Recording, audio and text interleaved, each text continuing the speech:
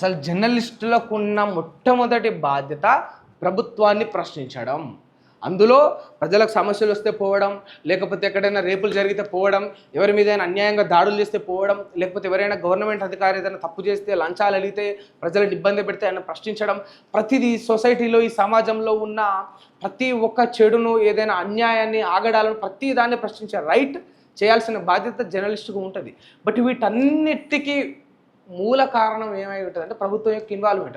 సంబంధిత అధికారులను సస్పెండ్ చేయలేకపోవడం, ప్రభుత్వానికి ఈ ప్రజలకు ఇచ్చిన హామీలు ప్రభుత్వం ఇన్ టైంలో నెరవేర్చలేకపోవడం, లేకపోతే ఏవైనా అభివృద్ధి పనులు ఆగిపోతే వీటిని చేయలేకపోవడం, జనాలను పట్టించుకోకపోవడం, అధికార దుర్వినియోగం చేసే దిశగా వాళ్ళకు ఆర్డర్స్ పాస్ చేయడం, ఇట్లాంటివన్నీ కూడా ప్రభుత్వాలు చాలా సందర్భాలలో చేస్తూ ఉంటే మనం చూస్తుంటాం.